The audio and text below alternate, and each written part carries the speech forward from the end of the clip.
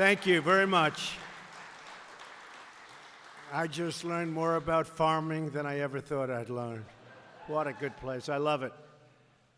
I want to thank also Dean Scott Irmer, along with the students and faculty at Kirkwood Community College for hosting us. What a beautiful place. We're here today to talk about how we're going to empower America's farmers and protect our nation's proud farming legacy, including ethanol, which I've done.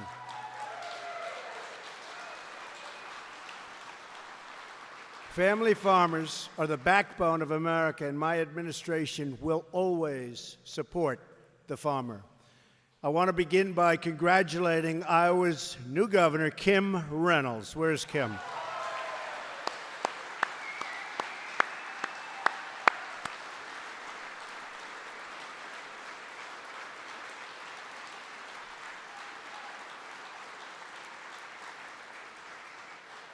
I'm so proud of Kim. I've known Kim for a long time and her husband, and I said, you know, one of the other things I get with Terry, by moving him out, Kim becomes governor, and Terry can take on China. That's not bad. She is doing a great job. Thanks also to Lieutenant Governor Adam Gregg and Iowa Secretary of Agriculture, a man who's been to so many of my stops, Bill Northey. Thank you, Bill. Thank you for all that support. And Congressman, a very popular guy, Rod Blum, doing a fantastic job in Washington.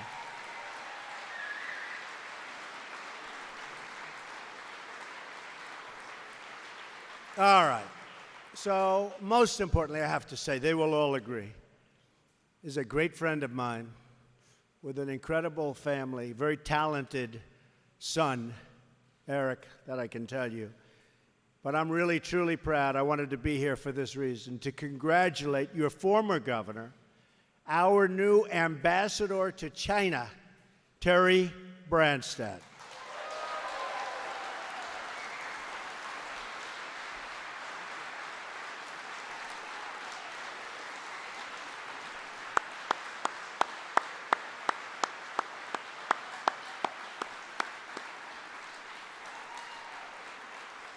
Terry is a true legend. The people of Iowa first made him governor in 1983. You elected him 6 times and made him the longest-serving governor of any state in the history of America. That's not bad.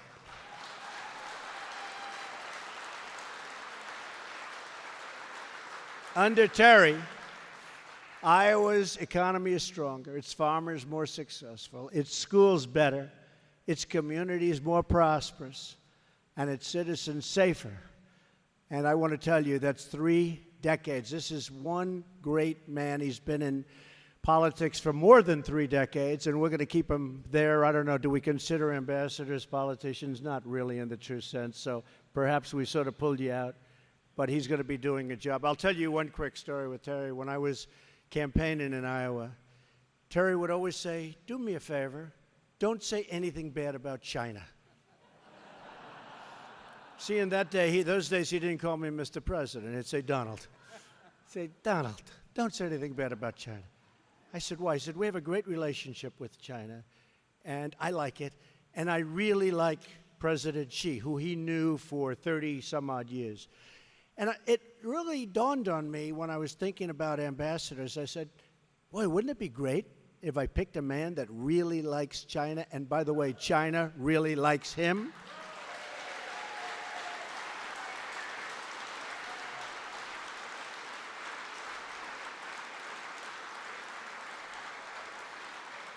So that was an easy one. I called him up and I said, you know, I think after 24 years, it's maybe time for a change.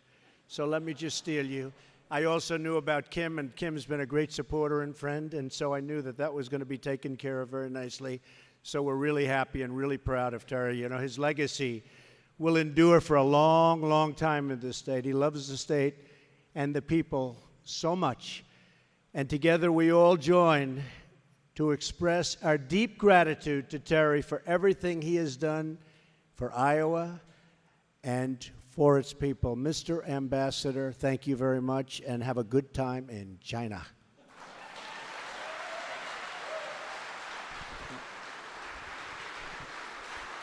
Wow.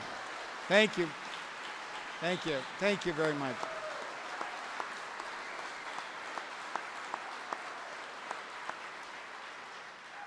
For a farm kid from Iowa, my life's ambition was to serve the people as governor.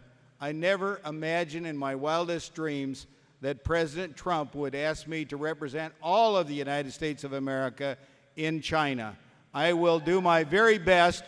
Mr. President, first of all, I want to congratulate you on your leadership. We've been trying to get American beef in China for 13 years, and you've already got it done. So, and there's more to come. I am honored and proud to represent the United States of America and President Trump in the People's Republic of China, and I hope a lot of you will come to see us. Thank you. Thank you.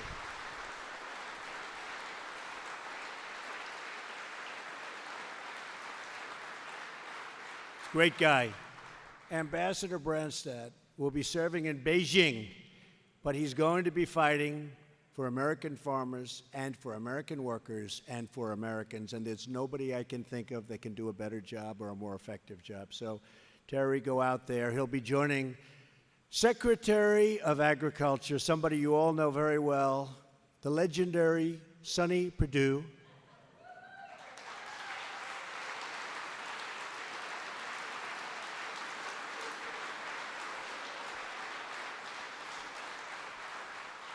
And a man who's another legend on Wall Street, truly a legend. They just call him Wilbur. How about Wall Street? Where Wall Street's big and strong, and he's just known as Wilbur. It's Wilbur Ross. Wilbur Ross, Secretary of Commerce. Pretty good on Wall Street when they just say, I hear Wilbur is going to be Secretary of Commerce. Carl Icahn called me up. He said, Donald, I heard you got Wilbur. That was it. It wasn't Wilbur Ross, but there's Wilbur Ross, and he's doing a fantastic job. And also working along with Wilbur is U.S. Trade Ambassador Robert Lighthizer, another phenomenal talent. And I told you about fair trade. I told you about free trade. I told you about trade. We have the best in the world on our sides now, finally, after watching for many, many decades what's been happening with trade deficits that are beyond anything that anybody could imagine, hundreds of billions of dollars, and now we have the right people on our side. So Wilbur, go out and do it. Robert, go out and do it. We'll all have a good time together. And you know what? The world is going to like us even better, believe it or not. So they're going to be representing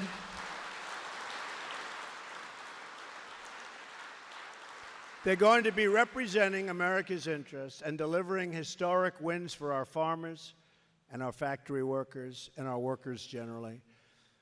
And I have to tell you, last night was very exciting. Karen Handel and Ralph Norman. I spoke to Ralph today. He won a great event. Now, a lot of people didn't show up to vote because they said, well, he's going to win by so much. So it got a little bit tighter than he thought. Sometimes when they think you're going to win by too much, I wouldn't say that's so good. Next time we're going to say it's going to be really close, but he still won easily. But what a fantastic guy he is. And between the two of them, that was a big night. So we're 5-0 in special elections, 5-0. 5-0.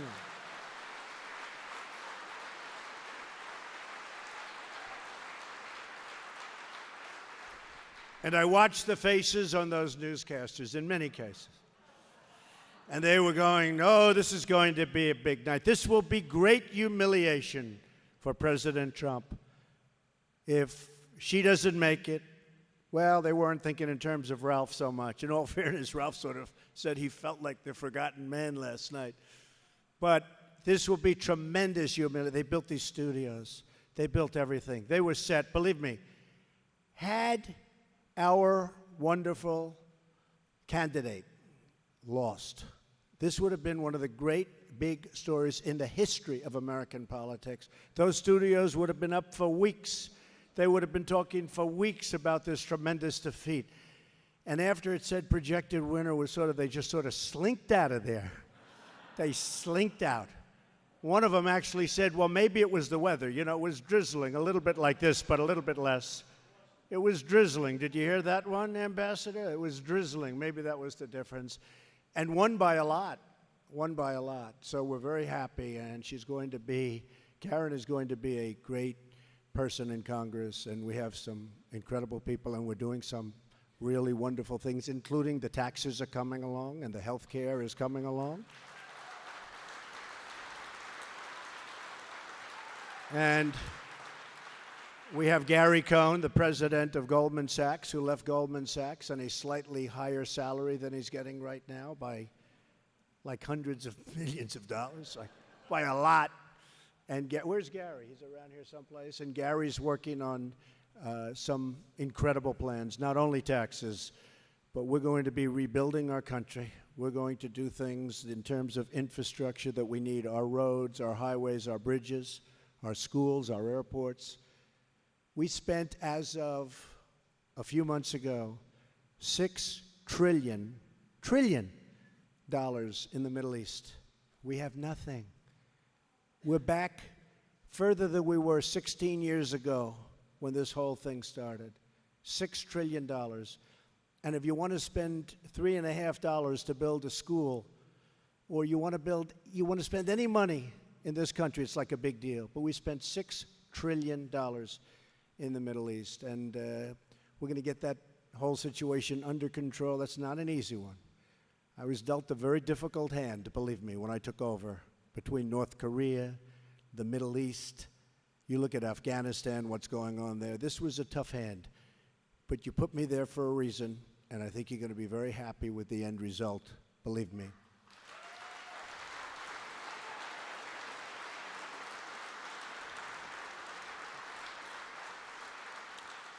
American farmers and ranchers are the best, absolute best at what they do. And they can compete anywhere if they're given a level playing field. They're not given that level playing field because of our terrible, terrible trade deals. And we're going to start doing much better. You produce the product, but you have to work too hard and too long to make a living. We're cracking down on foreign trading abuses, making it easier to produce and grow in America, eliminating job-killing regulations all over the place. And we're training our great American workers. That's why it's so important to support schools like Kirkwood, which are helping to train young people in cutting-edge new technologies that will make American agriculture greater and more productive than ever before. Farming, which is something that is very beautiful to me. I'm not a farmer, but I'd be very happy to be one. It's a very beautiful world to me. And it's a truly noble American profession. Today we're celebrating the dignity of work and the greatness of the American farmer and the American worker. George Washington once wrote, "I'd rather be on my farm than be emperor of the world." We understand that. Especially after I spend all this time in Washington, I can really understand. I want to make sure the next generation of Americans has that opportunity as well. And in particular, that includes your children and your grandchildren, and working very hard to get rid of the death tax so that those farms can be passed on.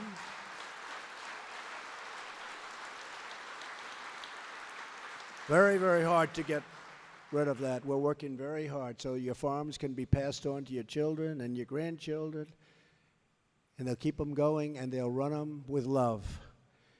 We want to eliminate the intrusive rules that undermine your ability to earn a living, and we will protect the corn-based ethanol and biofuels that power our country.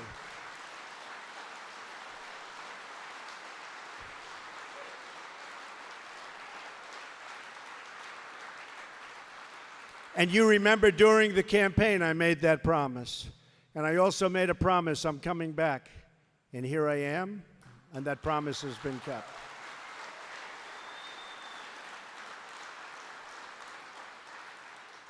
And even Terry's clapping about that one, but he was fighting very hard for that, believe me. For the past 2 weeks, my administration has been working extensively on vocational education, infrastructure, and technology. Here at this great facility, we've just seen fantastic examples of how vocational training in new technologies can help make American farming even more productive, so we can compete and win on the world stage. We saw how today's farmers can adjust application rates of fertilizers in their fields with just the touch of a smartphone. It's changed a lot over the years. They showed us how they use precision agriculture to produce crops more efficiently and for far less cost. They've demonstrated how drones, of all things, are used to gather data on crops and how simulators are used to train students in the next generation of farming equipment. If we continue to train our workers in these new technologies, then we will usher in a new era of prosperity for American agriculture and for the American farming family. We must also ensure that these students have the broadband internet access they need in order to succeed and thrive in this new and very modern and very changed economy and world. That is why I will be including a provision in our infrastructure proposal, $1 trillion proposal, you'll be seeing it very shortly, to promote and foster enhanced broadband access for rural America also.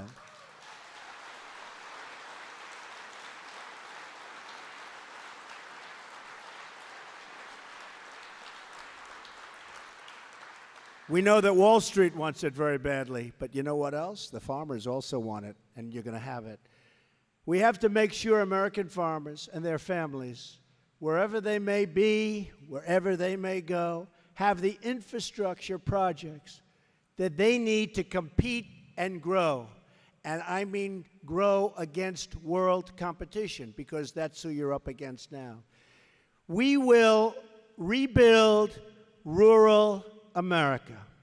American farmers, thank you.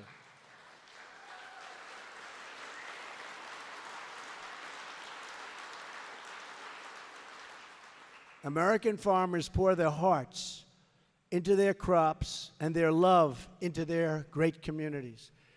That's why they call this the Heartland. And those maps, those electoral maps, they were all red, beautiful red. Beautiful. You look at those maps, it's almost like, wow. A lot of places that people weren't thinking about turned red. A couple of little blue dots on the sides, but they are red farmers. And our farmers' work ethic feeds America, and their toughness and grit define America. They're tough and they're smart.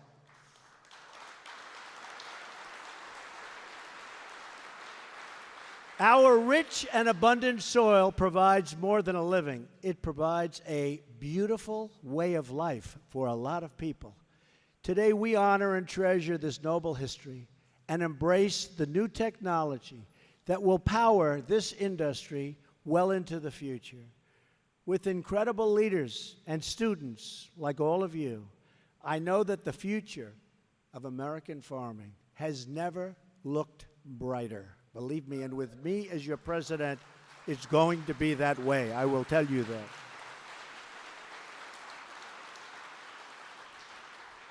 So it's a great honor to be here with you today. People that I know, people that I love, very special people, the people of Iowa that were so good to me during the election. So many friends. I want to thank you for being here. God bless you. And God bless America. Thank you very much. Thank you.